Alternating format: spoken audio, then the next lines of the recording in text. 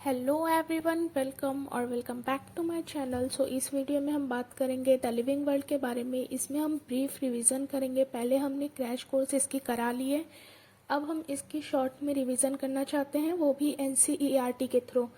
तो एनसीईआरटी को इतना वेटेज क्यों दे रहे हैं? क्योंकि आपको पता होगा कि नीट में जो 90 क्वेश्चन बायो के आते हैं उसमें 90 में से 70 to 75 question as it is NCERT के होते हैं।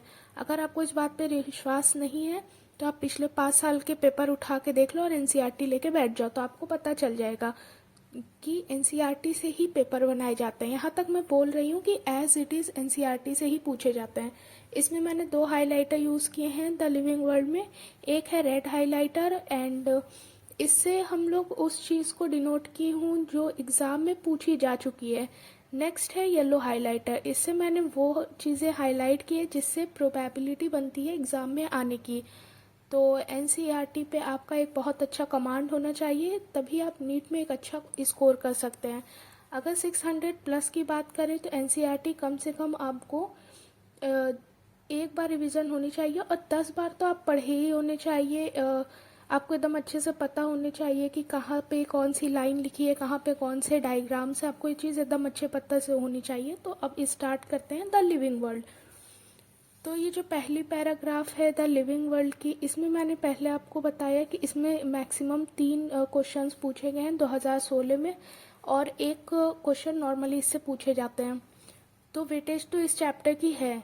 तो ये जो पहली पैराग्राफ है इसे अगर कोई टेक्सोनॉमिस्ट के पर्पज से देखें, टेक्सोनॉमिस्ट के प्रोस्पेक्टिव से अगर देखें तो लिटरेचर बहुत अच्छी है, लिटरेचर में कोई कमी है। लेकिन नीट के प्रोस्पेक्टिव से देखें तो इससे क्वेश्चन नहीं पूछे जा सकते, इससे कोई भी क्वेश्चन डिज़ाइन नहीं हो पाता है। इससे हम जो diversity in the living world unit में जो हम पढ़ेंगे उसको ही यहाँ पे लिटरेचर के माध्यम से बताया गया है कि हम इसमें क्या पढ़ेंगे। तो यहाँ से कोई क्वेश्चन नहीं फ्रेम होगा। आगे बढ़ते हैं, ये इम्पॉर्टेंट है। अर्नेस्ट मेयर, जितने भी एनसीईआरटी के चैप्टर हैं जहाँ से यूनिट स्टार्ट होती है वहाँ एक ना एक फ़ोटो दे ही रखी है, जैसे रामदेव मिश्रा का और सबका। तो यहाँ पे अर्नेस्ट मेयर इम्पॉर्टेंट है। अर्नेस्ट मेयर में 2 चीज़ इम्पॉर्टेंट है। एक तो ये बहुत ग्रेट साइंटिस्ट थे कि डार्विन डार्विन अब की को उपाधि मिली Darwin, the Darwin of the 20th century. ये चीज़ एग्ज़ाम में पूछी हुई है। जो येलो से अंडरलाइन होगी वो प्रोबेबिलिटी है। नेक्स्ट है, हम पहले देखे हैं क्रैश कोर्स में कि जो बायोलॉजिकल स्पेशीज़ है, हर चीज़ की जो हम डेफिनेशन पढ़ते हैं कि 2 स्पेशीज़ जब आपस में इंटरप्रिटेट कर सकें तो वो बायोलॉजिकल स्पेशीज़ होंगी। तो द लिविंग वर्ल्ड की जो पहली पैराग्राफ है उससे कोई भी क्वेश्चन फ्रेम नहीं हो सकता। अब इसमें नेक्स्ट बताया गया है कि लिविंग और जो नॉन लिविंग के बीच के दोनों के बीच का जो डिफरेंस क्या होता है। ऐसा क्या है जो लिविंग बीइंग के पास होता है और नॉन लिविंग उसको पोजेस नहीं कर पाते। तो जैसे लिविंग बीइंग के पास कोई प्रॉपर्टी होती है, जैसे मेटाबॉलिज्म की, ग्रोथ की, reproduction, ability to sense environment, जिसको कॉन्शियसनेस बोलते हैं, सेल्फ रेप्लिकेशन, सेल्फ ऑर्गेनाइज कर पाते हैं, इमर्ज कर पाते हैं। तो ये सब जो प्रॉपर्टी लिविंग की होती हैं। तो लिविंग बीइंग के बारे में एक लाइन लिखी है, that all living organism grow. अब एक यहाँ पे क्वेश्चन क्या बन सकती है कि ग्रोथ जो होता है उसके ग्रोथ के जो 2 कैरेक्टरिस्टिक होते हैं वो क्या हो सकते हैं। तो एक तो मास में इंक्रीज होना, एक नंबर में इंक्रीज होना। नेक्स्ट है multicellular organism grow by cell division. Simple सी चीज़ है, कोई भी ऑर्गेनिज्म ग्रो हो रहा है तो सेल डिवीजन से ही हो रहा है, चाहे वो मल्टी सेलुलर हो या यूनिसेलुलर हो। हम इसे सेल काउंट कर सकते हैं विट्रो कल्चर और के में। तो यूनिसेलुलर भी उसी से ग्रो हो रहा है। तो प्लांट्स में अनलिमिटेड ग्रोथ देखी जाती है और ह्यूमंस में लिमिटेड ग्रोथ होती है। तो यहाँ एक और लाइन है कि majority of higher animals and plants grow and reproduction are mutual exclusive event. जितने भी हायर एलिमेंट और एनिमल और प्लांट उसमें ग्रोथ और रिप्रोडक्शन अलग अलग होता है। सिंपल सी चीज़ है। अब नेक्स्ट है कि जो एक्सटर्नल ग्रोथ होते हैं वो mountain boulders and sand malls do grow. जैसे इन सब में एक्यूमुलेशन होता है, ऊपर से कोई भी चीज़ ऊपर से आके इकट्ठा हो जाती है तो उसे एक्रेशन बोलते हैं। तो यहाँ तीन चीज़ें यहाँ एग्जांपल दे रखी हैं। तो हम यहाँ लिविंग प्रॉपर्टी इसे कहते हैं, डिफाइनिंग प्रॉपर्टी हम उसे कहेंगे जिसका कोई एक्सेप्शन ना हो। जैसे ग्रोथ का एक्सेप्शन है जो हमने देखा, mountain boulders and sand malls. तो लिविंग बीइंग का जो प्रॉपर्टी है ग्रोथ का, वो इंटरनल ग्रोथ अगर हो रहा है तो हम उसे कहेंगे कि ये डिफाइनिंग प्रॉपर्टी है। एक्सेप्शंस हैं एक्सटर्नल वाले, तो इसलिए ग्रोथ डिफाइनिंग प्रॉपर्टी नहीं होता। नेक्स्ट होता है रिप्रोडक्शन। रिप्रोडक्शन एक कैरेक्टरिस्टिक तो सारे हैं, जितने भी फीचर हैं लिविंग ऑर्गेनिज्म के वो सब कैरेक्टरिस्टिक हैं, लेकिन डिफाइनिंग प्रॉपर्टी एनसीईआरटी के अकॉर्डिंग सिर्फ तीन है। एक तो मेटाबॉलिज्म, एक सेलुलर ऑर्गेनाइजेशन, तीसरा कॉन्शियसनेस, और दो है नॉन डिफाइनिंग जो है ग्रोथ और रिप्रोडक्शन। अब आते हैं रिप्रोडक्शन में। रिप्रोडक्शन दो तरीके का होता है, एसेक्सुअल और सेक्सुअल। तो एसेक्सुअल के जो कुछ मेथड्स हैं वो दे रखे हैं, जैसे फंजाई का एसेक्सुअल स्पोर्स और येस्ट एंड हाइड्रा बडिंग से होते हैं। तो ये क्वेश्चन नीट में पूछा हुआ था कि प्लेनेरिया में क्या होता है, तो इसमें ट्रू रीजनरेशन होता है। नेक्स्ट है fungi, the filamentous algae, protonema osmosis, ये सब फ्रेगमेंटेशन से इजीली मल्टीप्लाई कर पाते हैं, ये पूछा हुआ क्वेश्चन है। नेक्स्ट है यूनिसेलुलर ऑर्गेनिज्म, जैसे अमीबा, बैक्टीरिया। तो अब इसमें आप बता ही नहीं सकते कि इसमें ग्रोथ चल रहा है कि रिप्रोडक्शन चल रहा है, तो reproduction is synonyms with growth. तो नेक्स्ट आगे बढ़ते हैं। कुछ ऐसे भी लिविंग ऑर्गेनिज्म हैं जो लिविंग होते हुए भी रिप्रोड्यूस नहीं कर पाते हैं, तो यहाँ एक्सेप्शन ये है, रिप्रोडक्शन का एक्सेप्शन ये है, इसीलिए डिफाइनिंग प्रॉपर्टी नहीं हो पाया। जैसे म्यूज, स्टेराइल वर्कर बील, इनफर्टाइल ह्यूमन कपल्स, तो ये रहे एक्सेप्शंस। नेक्स्ट है मेटाबॉलिज्म। मेटाबॉलिज्म क्या होता है, तो मेटाबॉलिज्म हमारे अंदर जितने भी तरीके का रिएक्शन एट ए टाइम चल रही है, इस टाइम पे हमारी बॉडी में हज़ारों केमिकल रिएक्शन चल रहे हैं, तो अगर हम सबको कंक्लूड कर ले तो हम उसे मेटाबॉलिज्म बोलते हैं।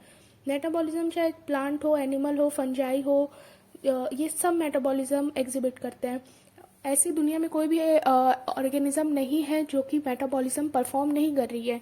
नेक्स्ट है कि एक मेटाबॉलिक रिएक्शन को अगर हम आइसोलेटेड सेपरेट मेटाबॉलिक रिएक्शन चलवा रहे हैं कहीं बार किसी लैब वगैरह में, तो ना ही वो लिविंग है ना ही वो नॉन लिविंग है। लेकिन हाँ, अगर हम उसे विट्रो में करा रहे हैं तो वो लिविंग तो नहीं होगा ना ही नॉन लिविंग होगा, लेकिन वो श्योरली लिविंग रिएक्शन होगा। वो जो रिएक्शन चल रहा है वो लिविंग होगा, क्योंकि वो वैसा ही रिएक्शन है जैसा हमारी बॉडी परफॉर्म कर रही है, तो उस रिएक्शन को हम लिविंग कहेंगे। Next cellular organization defining property है लाइफ फॉर्म का। तो ये क्वेश्चन एग्जाम में पूछा गया था कि कॉन्शियसनेस मोड्स ऑब्वियस और कॉम्प्लिकेटेड होती है किसी भी लिविंग ऑर्गेनिज्म में, कि हमारा इन्वायरमेंट के साथ, सराउंडिंग के साथ सेंस कर पाना और उसको रिस्पॉन्स देना। तो ये हमारा एक फीचर होता है जो कि कॉम्प्लेक्स फीचर है, इम्पॉर्टेंट है, ये याद रखिएगा। नेक्स्ट है प्लांट रिस्पॉन्ड करते हैं एक्सटर्नल फैक्टर्स को, लाइट, वाटर, टेम्परेचर, पॉल्यूटेंट्स और जितने भी ऑर्गेनिज्म है वो प्रोकैरियोट्स हों चाहे वो मोस्ट कॉम्प्लेक्स यूकैरियोट हो, वो कॉन्शियसनेस को पजेस करते हैं, सारे इन्वायरमेंटल एक्सट्रीमलीज को करते हैं वो रिस्पॉन्स। नेक्स्ट है photo period affects reproduction in seasonal breeders both in animals and plants। Photo breed क्या होता है, लाइट का duration, short day plant, long day plant, ये लाइन इंपॉर्टेंट है। नेक्स्ट है human being the only organism who is aware of himself. हमारे पास ही सिर्फ self consciousness है, बाकी सारे लिविंग ऑर्गेनिज्म के पास कॉन्शियसनेस का लेवल है जो कि कॉम्प्लेक्स उस पर नहीं पहुंच पाती है, लेकिन हम ह्यूमंस के पास है टॉप लेवल का सेल्फ कॉन्शियसनेस। नेक्स्ट है कॉन्शियसनेस जो कि डिफाइनिंग प्रॉपर्टी हमने देखा ही। नेक्स्ट एक क्वेश्चन पूछ रखा है कॉमा पेशेंट के बारे में। तो जो कॉमा पेशेंट होते हैं लाइफ सपोर्टिंग मशीन्स पे, तो वो लिविंग बींग्स होते हैं क्योंकि वो उनके पास कॉन्शियसनेस होती है क्योंकि वो मेडिसिन का रिस्पॉन्स देते हैं। अब ये नेक्स्ट जो पैराग्राफ है ये आप जानते ही हैं कि कोई भी सेल है तो सेल से टिश्यू बनता है और सब। Next diversity in the living world. तो क्रैश कोर्स में हमने इसके बारे में बात की थी टेक्सोनॉमी के टॉपिक के रिगार्डिंग। तो ये क्वेश्चन पूछा गया है कि हमारे अर्थ में टोटल कितने स्पेशीज डिस्क्राइब्ड किए हुए हैं। यहाँ दो क्वेश्चन बनते हैं, एक तो हमारे अर्थ पे डिस्क्राइब कितने हैं और कितने नॉन स्पेशीज हैं, जो कि है 1.7 और 1.8 मिलियन, 17 से 18 लाख स्पेशीज। दूसरी है कि हमारे अर्थ पे स्पेशीज़ हैं कितने। तो अगर एस्टिमेट के अकॉर्डिंग तो 7 से 8 मिलियन स्पेशीज़ हमारे अर्थ पे हैं, फ़िलहाल प्रेजेंट है, और हमेशा डिस्कवरी हो रही है स्पेशीज़ की, तो इसे बायोडाइवर्सिटी बोलते हैं। नेक्स्ट है, इतने सारे प्लांट हैं, एनिमल है, एनिमल के स्पेशीज़ हैं, कितने लोकल नाम से बुलाए जाते हैं, तो क्यों ना हम एक ऐसा सिस्टम डेवलप करें कि पूरे दुनिया में वैसा ही एक नॉमेनक्लेचर हो, नेमिंग सिस्टम हो। तो नॉमेनक्लेचर को लाया गया, आइडेंटिफिकेशन को, क्लासिफिकेशन को। तो आइडेंटिफिकेशन और नॉमेनक्लेचर एंड देन यहाँ पे दो ग्रुप है, एक ICBN, एक ICZN। इन दोनों से आ चुका है क्वेश्चन। दोनों को इसलिए हाईलाइट किया गया क्योंकि ये दोनों एग्ज़ाम में कहीं ना कहीं पूछे जा चुके हैं। तो अब यहाँ पे आता है कि यूनिवर्सल एक्सेप्टेड प्रिंसिपल हो, जहाँ पे दो नाम रखे गए, एक जेनरिक नेम, इस स्पेसिफिक एपिथेट। इसे बाइनोमियल नोमेनक्लेचर बोला गया। कैरोलस लिनियस ने ये चीज़ दी थी। नेक्स्ट, मैंगो के एग्जाम्पल से बता रखा है, मैंजीफेरा इंडिका। मैंजीफेरा जीनस है, इंडिका स्पेशीज़ है, नेट है, यूनिवर्सल यूल है। नॉमेनक्लेचर के चारे पॉइंट एनसीईआरटी में ही लिखे हुए हैं और direct as it is question आ चुके हैं। तो पहली चीज़, बायोलॉजिकल नेम जो होते हैं वो जनरली लैटिन में होते हैं और लिखे जाते हैं इटैलिक्स में। चाहे कहीं का ओरिजिन हो, लिखेंगे तो इटैलिक्स में। नेक्स्ट, सेकंड है कि जो पहला वर्ड होता है वो उसे जीनस बोलते हैं, दूसरा वर्ड स्पेसिफिक एपिथेट। नेक्स्ट, जब हम किसी भी बायोलॉजिकल नेम को हाथ से लिखते हैं तो हम उसे सेपरेटली अंडरलाइन करते हैं, और जब हम उसे प्रिंट कर रहे होते हैं तो उसे इटैलिक्स में प्रिंट करते हैं। मतलब वो जो टेढ़ा जो नहीं प्रिंट किए जाता है वैसे। तो ये लैटिन ओरिजिन होता है, इसलिए इसे हम इटैलिक्स में हमेशा करते हैं। और जो नेक्स्ट है, जो फर्स्ट वर्ड होता है वो कैपिटल लेटर से होता है, और जो सेकंड होता है वो स्मॉल लेटर से स्टार्ट होता है। एग्जाम्पल दे रखा है मैंजीफेरा इंडिका। तो मैंजीफेरा इंडिका लिन का मतलब है कि जो स्पेशीज़ है इसे लिनियस ने डिस्क्राइब किया था। तो नेक्स्ट आता है क्लासिफिकेशन। तो क्लासिफिकेशन एक ऐसा प्रोसेस है कि जिससे हम कोई भी स्पेशीज़ को, उसके कैरेक्टर को ऑब्जर्व करके उसे कन्वीनियंस के आधार पे किसी कैटेगरी में ऑर्गेनाइज करते हैं, तो इसे हम क्लासिफिकेशन बोलते हैं। नेक्स्ट, कुछ यहाँ पे एग्जांपल दे रखे हैं, टेक्सा किन्हें बोलते हैं। तो टेक्सा हम हर एक को बोलेंगे, जैसे कैट हो, मैमल हो, एनिमल हो। तो टेक्सा को मैंने क्रैश कोर्स में बहुत अच्छे से बताया, आप देख लीजिएगा। Next point, taxa can indicate categories at different level.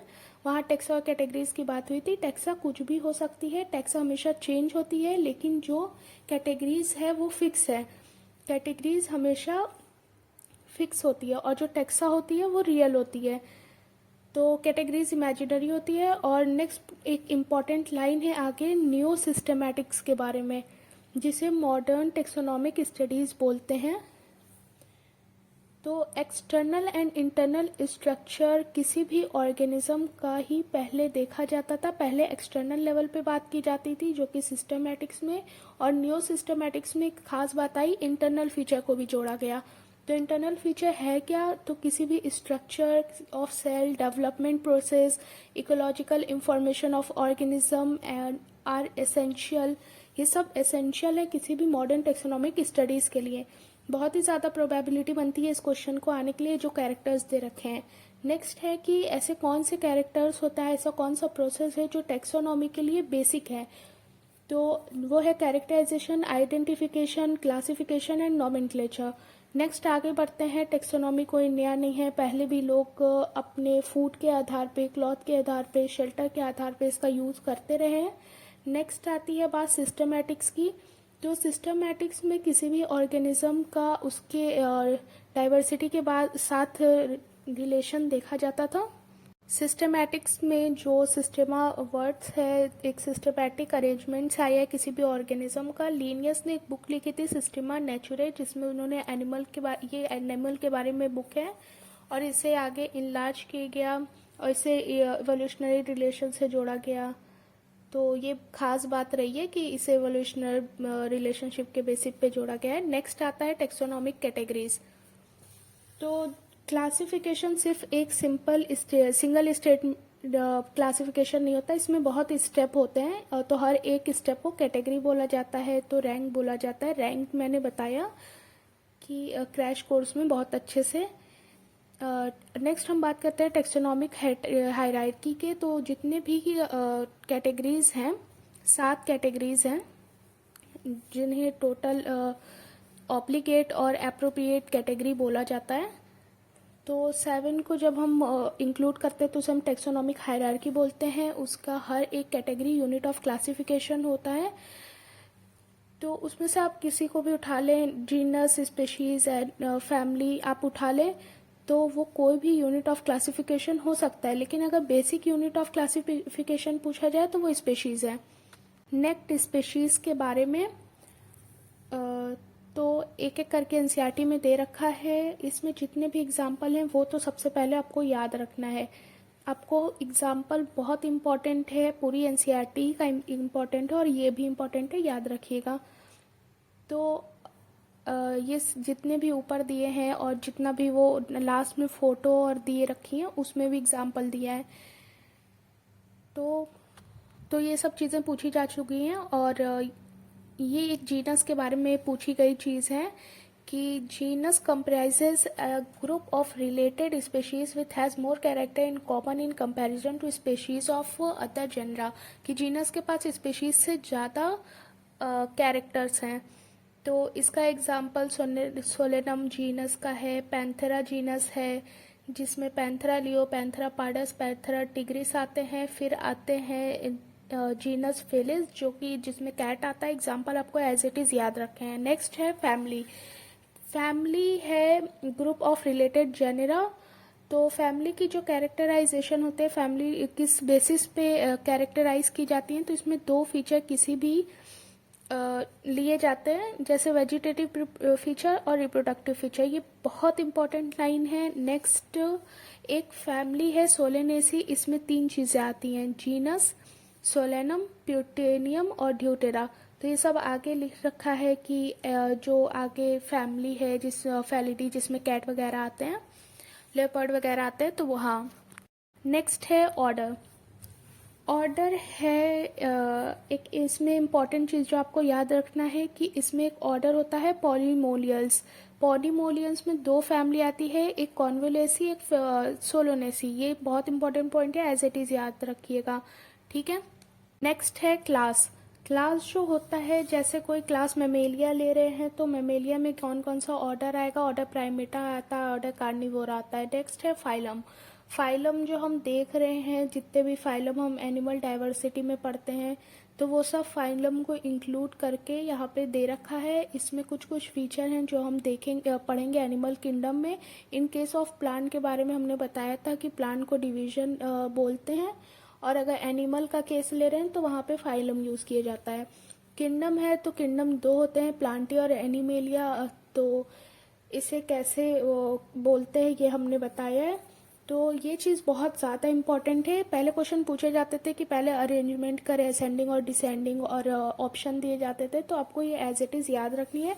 Trick मैंने बताया था कि प्लेट क्लीन और फैमिली गेट सिक, इस ट्रिक से आप याद रखिएगा। जैसे यहाँ दे रखा है कि आप स्पेशीज से किंगडम की तरफ बढ़ते हैं तो जो कॉमन कैरेक्टरिस्टिक होती है वो डिक्रीज होने लगती है, और जो सबसे छोटे टेक्सा होते हैं वहाँ पे कॉम्प्लेक्सिटी जो होती है वो कम होती है, और जैसे ही हम ऊपर बढ़ते जाते हैं कॉम्प्लेक्सिटी भी बढ़ती जाती है। नेक्स्ट है ये टेबल।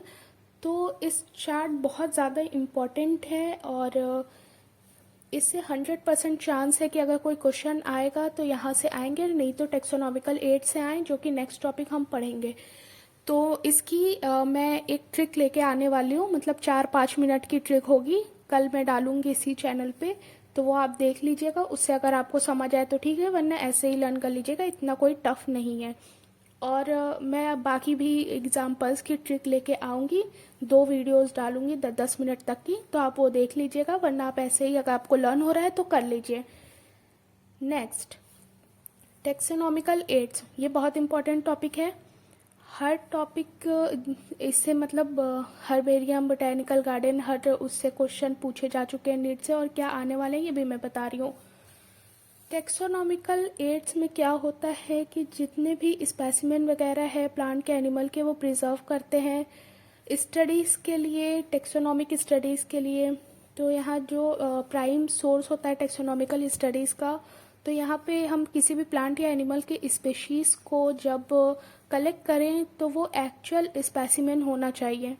ये चीज़ इम्पॉर्टेंट है ताकि हम फ्यूचर स्टडीज़ में इसका यूज़ कर सकें। हर्बेरियम इससे क्वेश्चन पूछे गया था, तो अब हर्बेरियम के हर एक लाइन से क्वेश्चन पूछे जा चुका है। तो हर्बेरियम एक स्टोर हाउस है इस प्लांट स्पेसिमेन का, ड्राई, प्रेस्ड और प्रिजर्व। तो ये इन सब के बारे में मैं आपको क्रैश कोर्स में बता चुकी हूँ, आप उसे देख लीजिएगा कि ड्राई करते हैं पहले, फिर प्रेस करते हैं उसकी शीट पे एंड देन हम उसको प्रिजर्व करते हैं। और जो बेंथम और हुकर की जो क्लासिफिकेशन है उसके अकॉर्डिंग, तो यहाँ नाम सिर्फ दे रखा है universally accepted system of classification.